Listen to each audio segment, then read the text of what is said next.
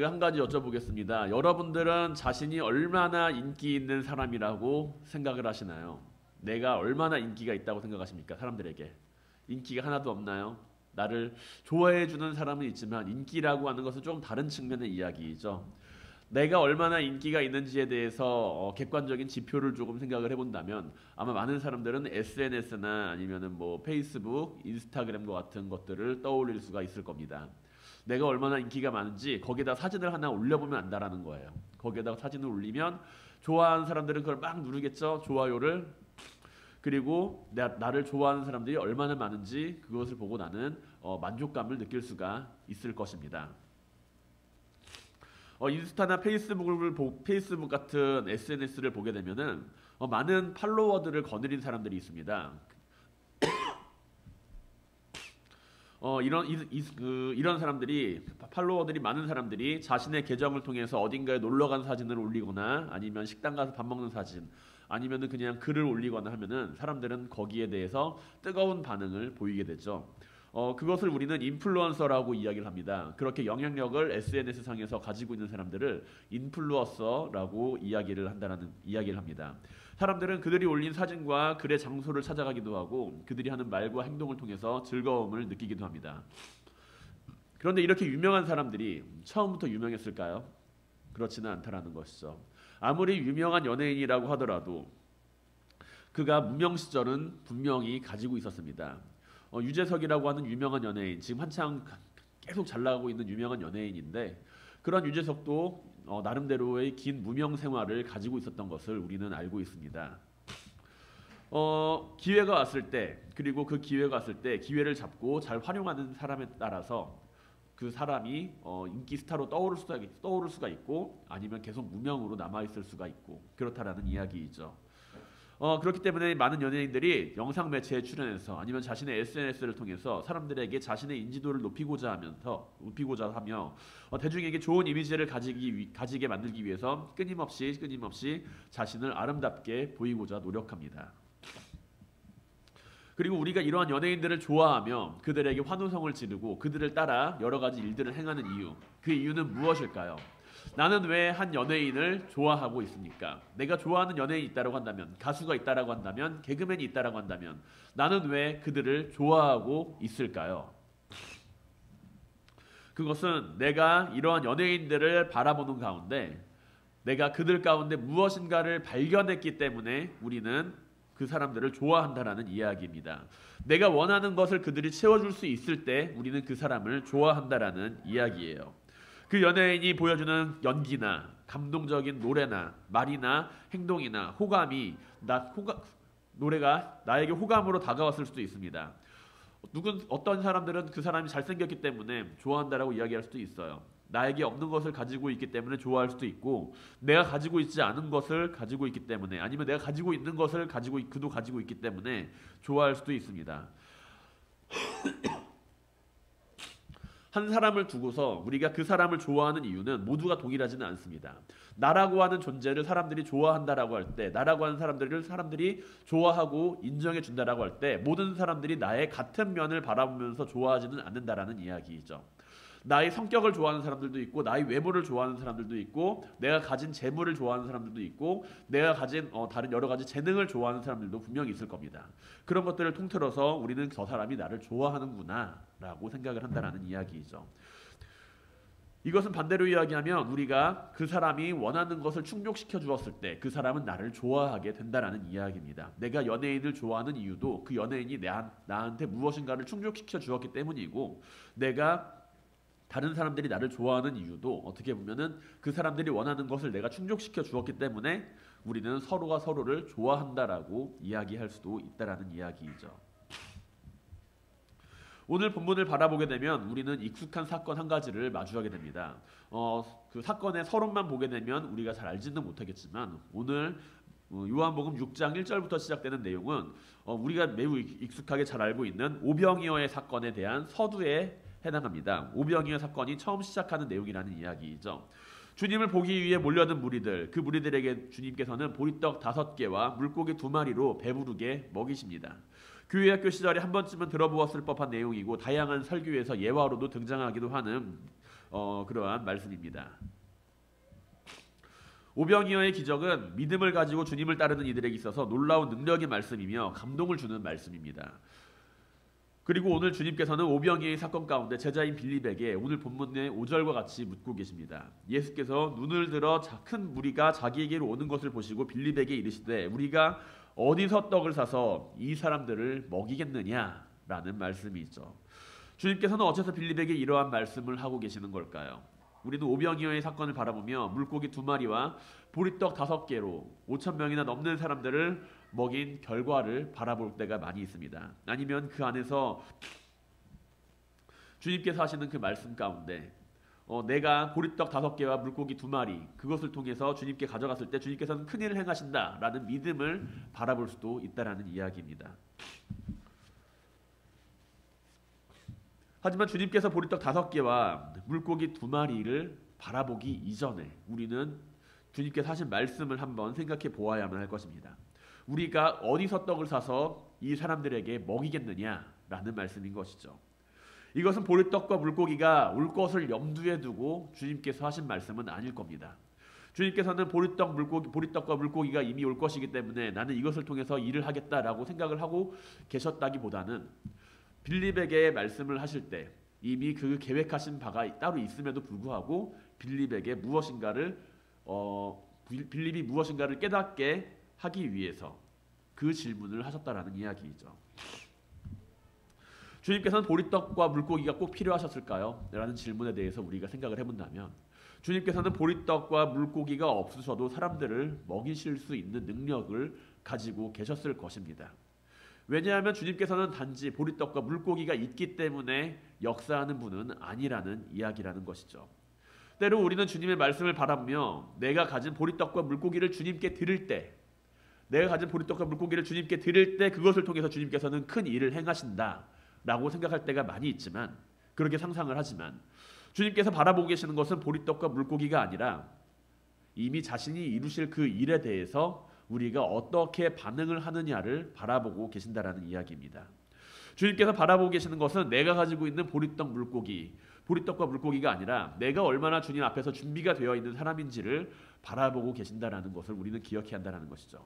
우리는 과연 주님께서 이루실 일들에 대해서 어떤 준비를 하면서 그 일을 바라보고 있는가요?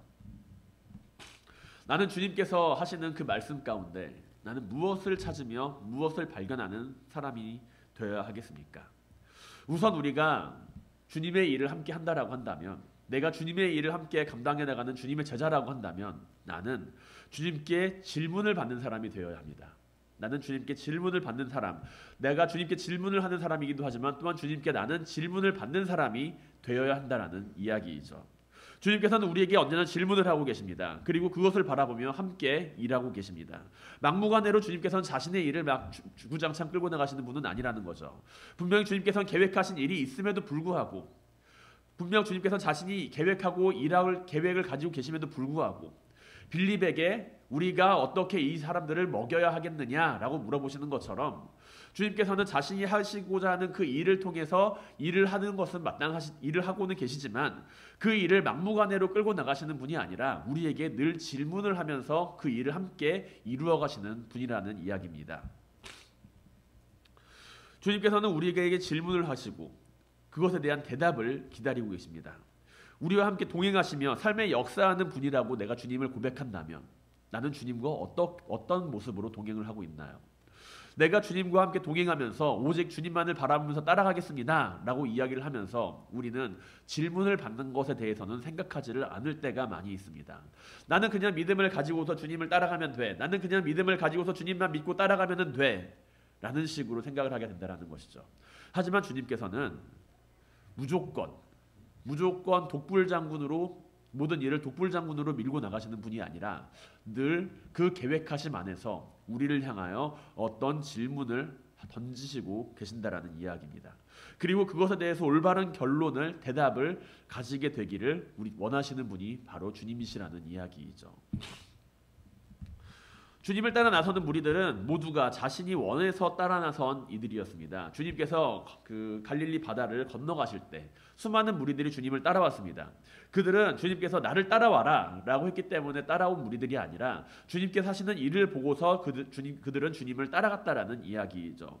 주님께서는 무리들에게 하나님의 나라에 대해서 비밀을 선포하셨고 그들에게 복음을 전해 주셨고 그리고 병든 자를 고치시며 많은 능력을 보여주셨습니다. 그리고 사람들은 이러한 일련의 모습을 바라보면서 주님을 따라 나섰다라는 것이죠.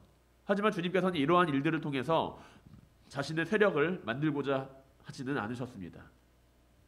주님 앞에 모여드는 무리는 주님께 자신의 희망을 발견하고 자신들의 삶의 고통 가운데 주님을 따라 나서고자 했다라는 이야기이죠. 디베랴 그 갈릴리 바다 그 건너편으로 가시는 그 주님. 우리는 그 주님의 모습에 대해서 상상을 할 때 성경에서 종종 등장하듯이 배를 타고 건너시는 주님의 모습을 상상할 수가 있습니다. 폭풍우를 잠잠하게 하시는 주님의 모습도 떠올릴 수가 있고 그리고 갈릴리 바다를 건너가실 때 주님께서는 육로가 아니라 해로를 이용하실 때가 많이 있었다는 것을 성경은 증거를 하고 있죠.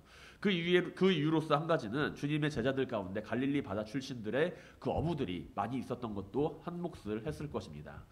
어찌됐든 주님께서는 그 길을 가시면서 그 무리들과 함께 이동을 하신 것이 아니라 먼저 갈릴리 바다를 지나 이동을 하셨을 것입니다. 그런데 한번 보시기 바랍니다. 그 모든 사람들이 다 주님을 따라 나선다라고 할 때 주님께서 하신 그 이적을 보면서 따라 나섰다라고 할 때 그들이 배를 타고 건너는 사람들도 있었겠지만 그들은 극소수였겠죠. 왜냐하면 갈릴리 바다에 그 모든 인원들, 그 많은 인원들이 다 타고 갈 만큼의 충분한 배가 있지는 않았을 것이기 때문입니다. 그렇기에 그들은 주님께서 배를 타고 갈릴리 바다를 가로지르실 때 그들은 육로를 통해서 주님을 따라가 나서기를 원했던 이들입니다. 어떤가요? 열정이 대단하지 않나요? 주님을 만나고자 하는 그 열정 대단하지 않습니까? 주님께서 가시는 곳이면 내가 어디든 따라가겠다라고 하는 그 열정이 보이지 않나요? 하지만 주님께서는 이런 무리들에게 자신의 몸을 위탁하지는 않으십니다. 그들은 주님께서 하시는 표적을 보면서 따라 나선 이들이기 때문입니다. 오늘 본문 2절은 주님을 따르는 이 무리들에 대해서 다음과 같이 설명합니다.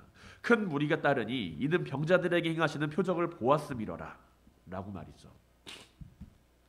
이들이 주님을 따라 나선 이유는 병자들에게 행한 그 표적을 보고서 자신들이 하지 못한 그 일에 대해서 주님께서는 하셨기 때문에 그리고 놀라운 일을 통해서 자신의 몸도 치유받고 싶은 일도 있었을 것이고 주님께서 하시는 그 놀라운 가르침에 대해서 그 말씀을 듣고서 따라 나선 이들도 있었을 것입니다. 그들이 먼저 주님을 만나기 위해서 주님을 따라 나섰다라는 이야기이죠. 주님을 만나기 위해서 이렇게 목적지까지 도달하실 때까지 주님을 따라 나선 이들의 열정은 대단합니다. 하지만 주님께서는 이들이 자신이 원하는 것을 찾기 위해서 주님을 만나고자 했을 때 그들에게 몸을 위탁하지는 않으십니다. 사람의 마음이라는 것은 늘 한결같지가 않죠.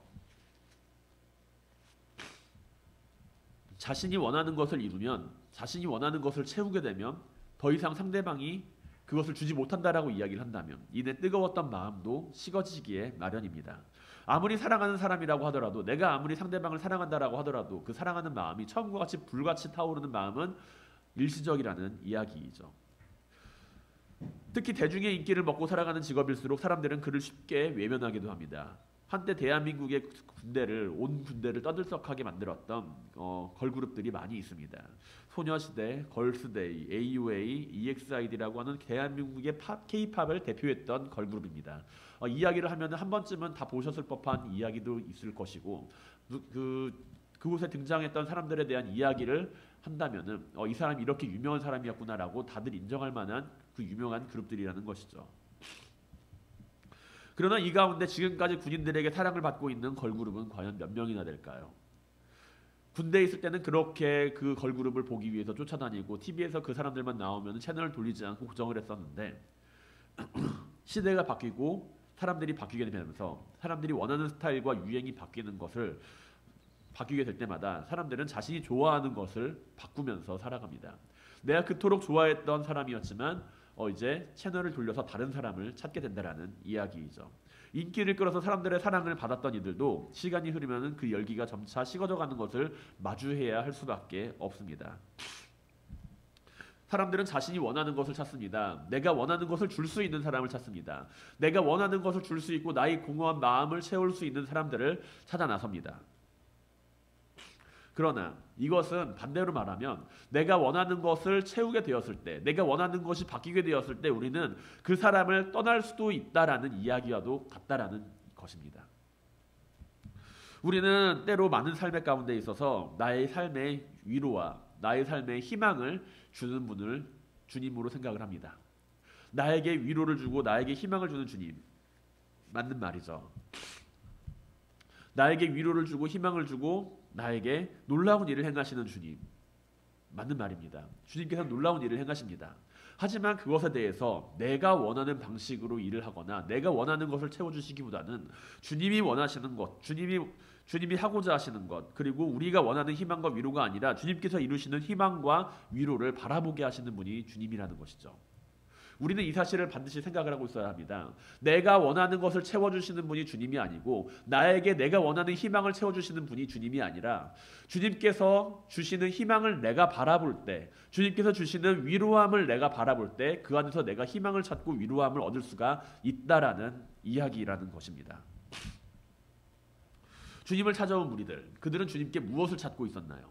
그들의 열정은 매우 뛰어났습니다. 그들의 열정은 그 모든 사람들을 다 뒤로 할 만큼 자신이 가지고 있던 그 집을 뒤로 하고 주님을 따라 나설 만큼 뛰어난 열정을 가지고 있었습니다. 유월절을 맞이하여서 여러 지방에서 올라온 유대인들이 주님을 보기 위해서 찾아옵니다. 그 모습은 장관이었을 겁니다.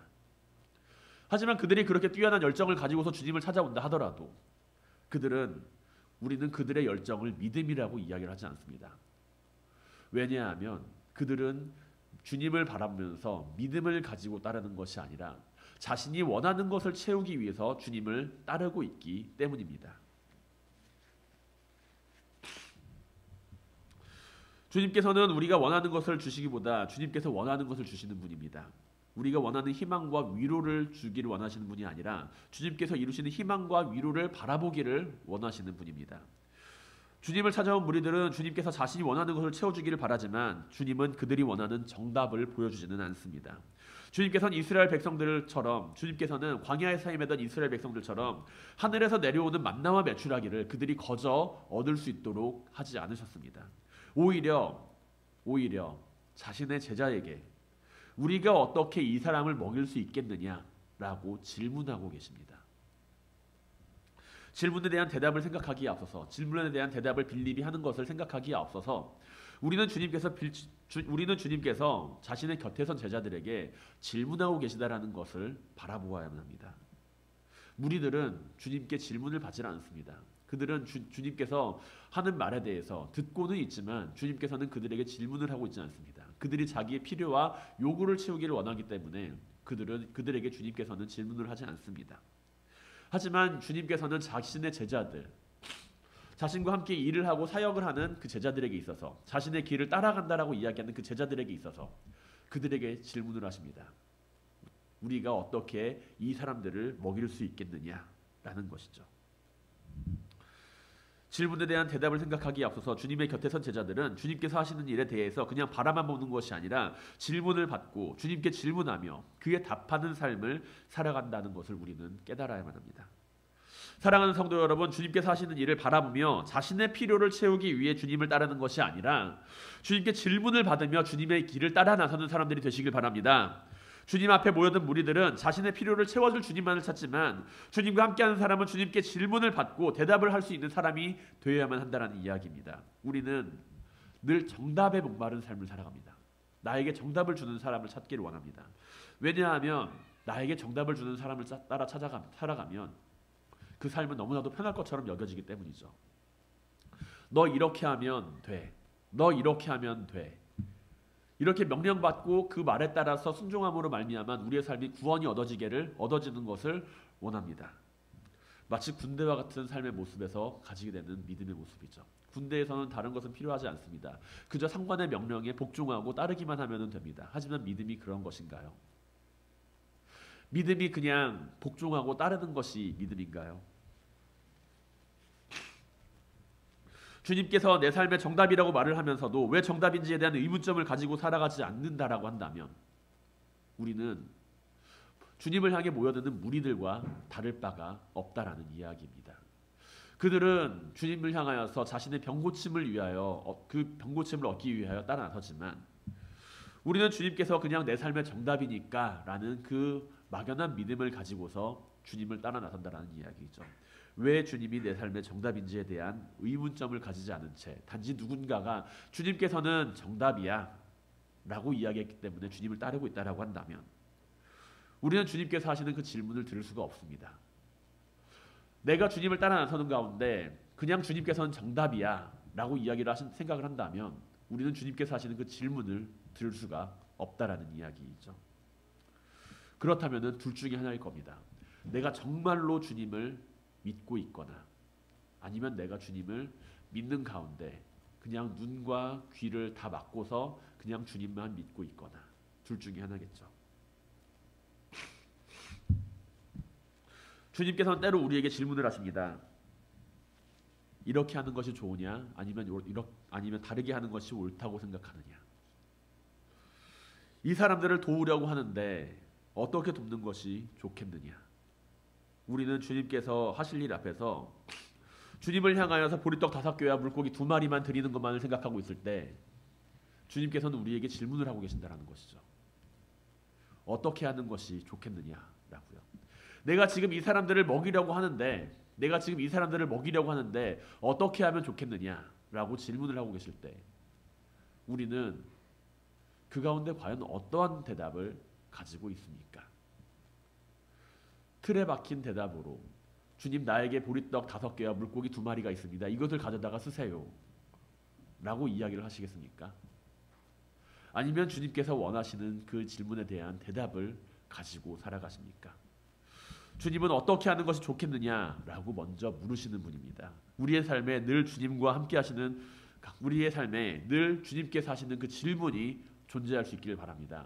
내가 그냥 맹목적으로 주님을 따르는 그러한 무리들이 아니라 내가 그냥 아무런 이유 내가 그냥 주님을 향하여서 나의 필요를 채우고 나의 목표를 채우기 위해서 주님을 따르며 맹목적으로 따르는 그러한 믿음을 가진 사람이 아니라 주님께서 말하시는 우리가 어떻게 하는 것이 좋겠느냐라고 하는 그 질문에 대해서 질문을 받고 그 질문에 대한 대답을 할 수 있는 모든 성도님들이 되시기를 주님의 이름으로 간절히 축원드립니다.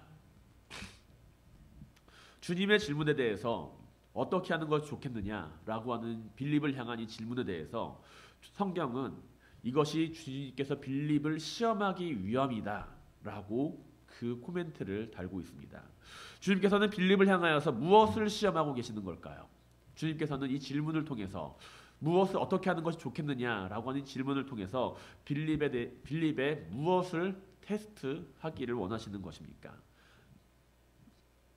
시험하기 위함이라고 한다라는 것은 결국에는 주님께서 원하시는 것이 있다라는 이야기입니다. 주님께서는 빌립을 시험하기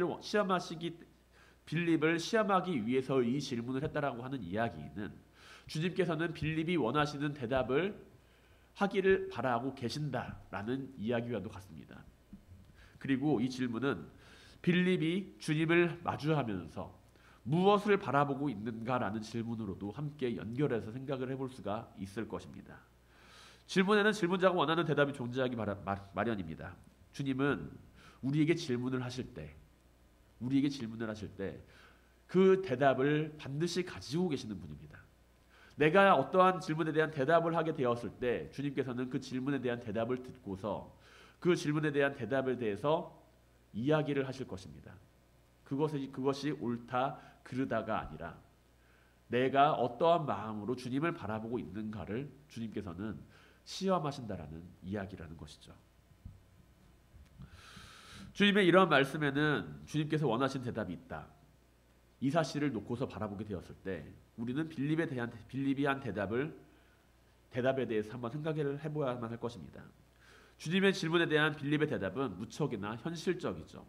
200데나리온이라고 하는 그 금액이 필요하다라는 것을 계산할 정도면 매우 계산이 빠른 사람일 것입니다. 수많은 무리들을 자신들이 먹일 수 있는지 없는지를 바라본다면 당연히 먹일 수가 없겠죠. 그곳에 모인 무리들을 무슨 능력으로 다 먹일 수가 있겠습니까? 그런데 200데나리온이라고 하는 현실적인 돈의 금액까지 계산을 하면서 빌립이 주님께 이야기를 한다라고 하는 것은 그가 숫자에 대해서 능통한 사람이고 그곳에 모인 사람들의 숫자를 어림잡아서 계산을 하고 있는 사람이라는 것 정도는 우리가 생각을 해볼 수가 있을 겁니다.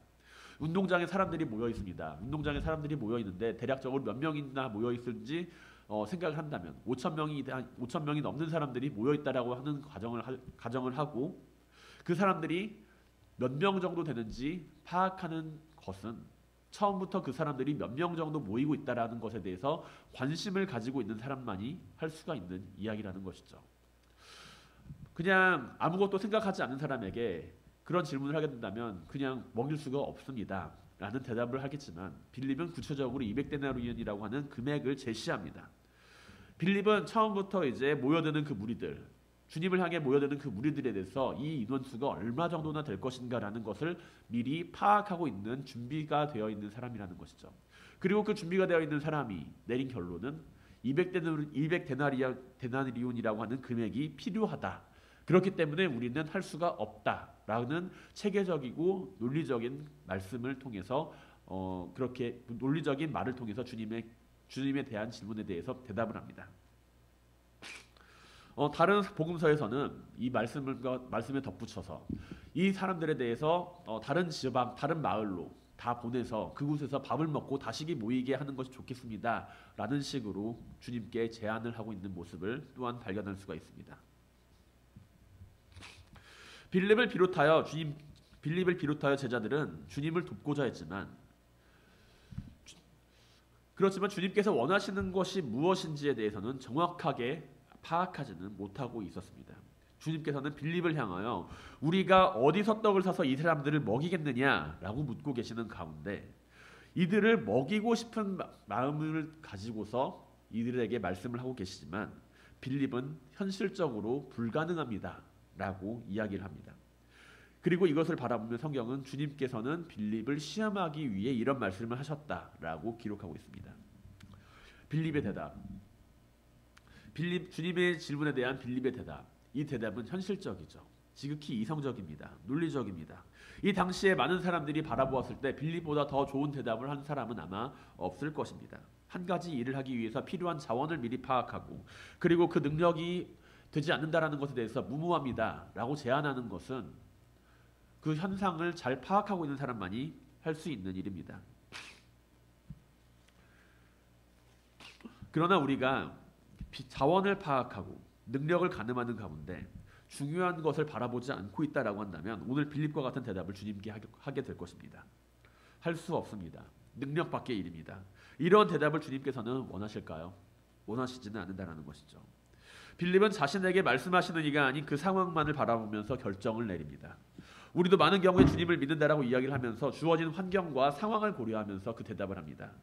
모여든 무리의 숫자는 한두 사람이 아닌 수천 명에 달하는 숫자고 이 사람들을 먹이기 위해서는 주님께서는 말씀을 하시지만 그것은 현실적으로 불가능하다라는 판단을 내리고 사람들에게 그러한 판단을 내리는 사람들에게 과연 누가 잘못된 판단을 내렸다라고 이야기를 할 수가 있을까요? 주님께서 하시고자 하는 일이라 하더라도 현실적으로 불가능해 보인다라고 한다면 우리는 불가능합니다 라고 하는 것에 대해서 당연하게 생각을 합니다. 우리가 주님께서 하시는 그 질문에 대해서 대답을 할 수는 있습니다. 그러나 그것이 언제나 주님께서 원하시는 대답이 아닌 이유는 내가 상황을 바라보는 가운데 그 문제를 마주할 때 일어납니다. 우리가 주님께 대하여 주님께서 원하시는 대답이 아니라 빌립과 같은 대답을 하는 이유는 우리에게 주어진 상황으로부터 발생한다라는 이야기이죠. 빌립은 상황을 바라보았지만 주님을 바라보지는 못했습니다. 주님께서 요구하시는 문제에 대한 정답을 찾고자 했지만 그 문제를 출제한 출제자의 의도는 파악하지 못하고 있다는 것이죠. 이것은 믿음의 문제처럼 보입니다. 주님께서 이거 사람들을 먹이고자 하는데 내가 믿음이 과연 없어서 내가 믿음이 없기 때문에 주님의 말씀을 따르지 못하는가? 라는 이야기처럼 여겨집니다.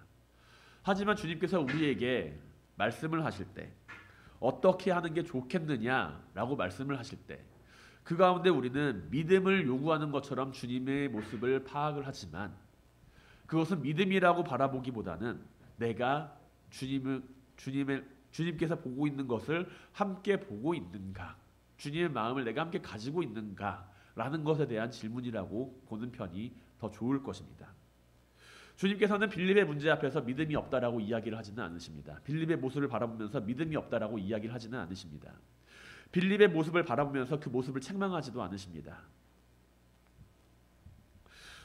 빌립이 가지고 있는 그 문제는 믿음의 문제가 아니라 내가 주님과 같은 것을 바라보지 못하기 때문에 발생하는 문제이기 때문이죠. 나는 주님을 믿고 있습니다. 나는 주님께서 놀라운 일을 행하시는 분이라는 것을 믿고 있습니다.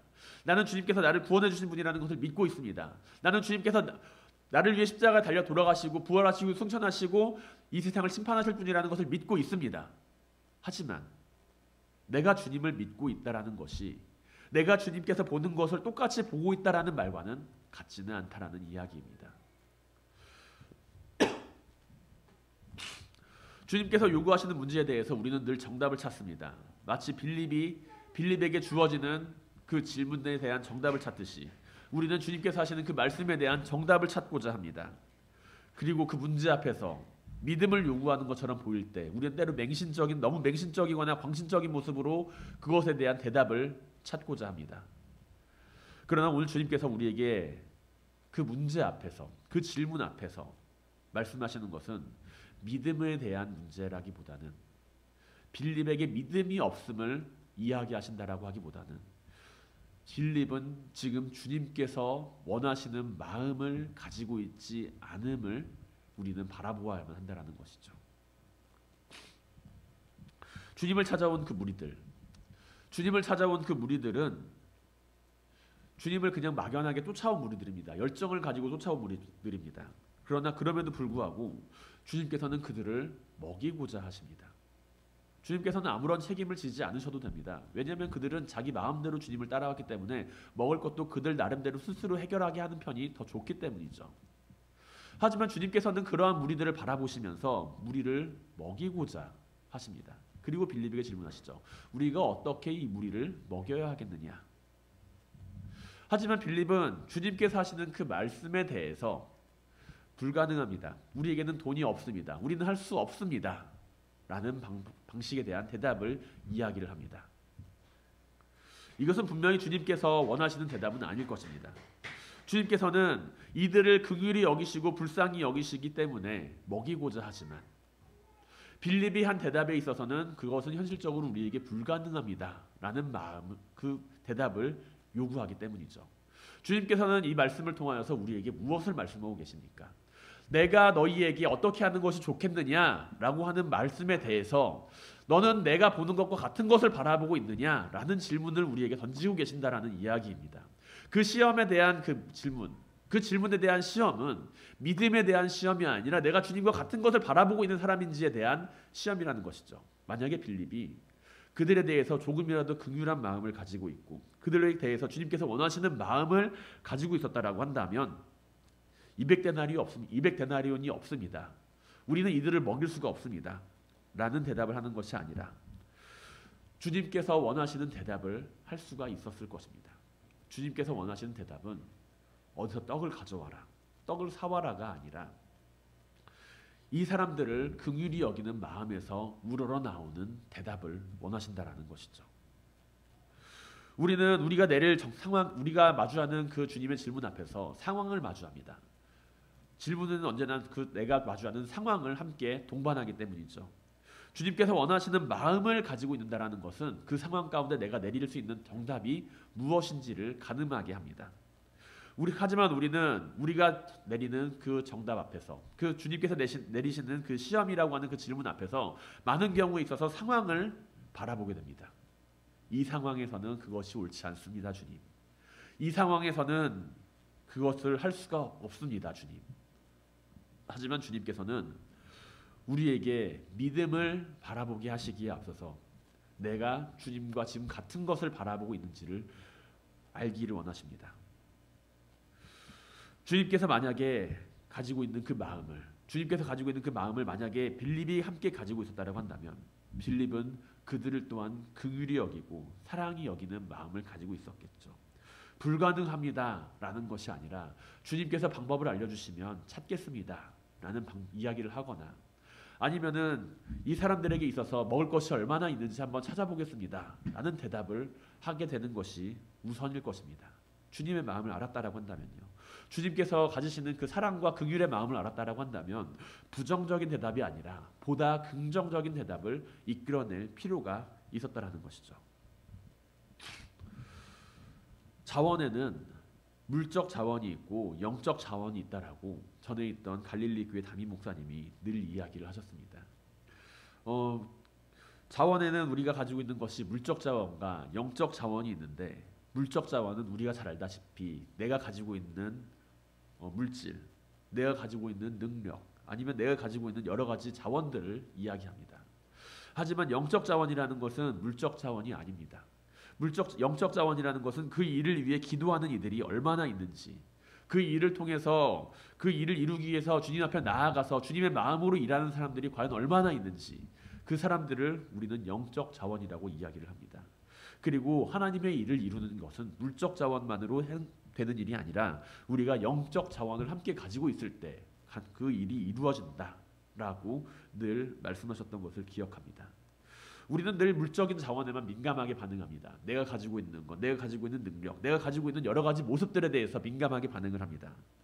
그러면 한편으로는 우리는 영적인 자원에 대해서는 신경을 쓰지 않습니다. 내가 그 일을 위해서 얼마나 기도하고 있는지, 내가 그 일을 위해서 과연 무엇을 하고 있는지, 내가 그 일을 위해서 얼마나 주님께 간구하고 있는지, 내가 그 일을 위해서 주님과 같은 마음을 가지고 있는지, 그러한 것들에 대해서는 우리는 신경을 쓰지 않으면서 단지 물적 자원만을 통해서 일을 하고자 할 때가 많이 있습니다. 하지만 우리가 주님의 일을 함께 이루어가는 주님의 제자라고 한다면 나에게 주어진 물적 자원이 아니라 영적 자원 역시 함께 바라보고 있어야 합니다. 주님께서 원하시는 일은 우리가 기도하는 가운데 찾을 수 있으며, 우리가 주님의 마음을 가지는 가운데 주님께서 우리에게 하시는 그 질문에 대한 대답을 찾을 수가 있기 때문입니다. 사랑하는 성도 여러분, 주님의 질문에 대해서 우리가 주님의 마음을 알고 영적인 자원을 바라보는 가운데 그 질문에 대답할 수 있는 사람이 될 수 있길 바랍니다. 주님께서 원하시는 일을 행하며 우리가 주님의 마음을 바라보지 못한다라고 한다면 우리는 늘 상황에 매일 수밖에 없습니다. 내가 주님의 일을 한다라고 이야기를 하면서, 주님께서 원하시는 일을 한다라고 하면서 내가 주님께 질문을 받는 사람인데, 내가 늘 주님께 질문을 받는 사람으로서 나에게 주어진 상황만을 바라본다라고 한다면 우리는 늘 상황에 매여서 주님의 질문에 대한 대답을 할 수밖에 없습니다. 그러나 주님께서 원하시는 대답은 그 상황에 매여서 우리 안에 주어지는 불가능을 바라보는 것이 아니라 주님의 마음을 바라보며 그 안에서 주님의 일을 해나가는 일입니다. 우리의 삶이 상황에 매여서 주님의 질문에 대한 대답을 가지는 삶이 아니라 주님의 마음을 바라보며 영적인 자원을 바라보는 모든 성도님들이 되시기를 주님의 이름으로 간절히 축원드립니다.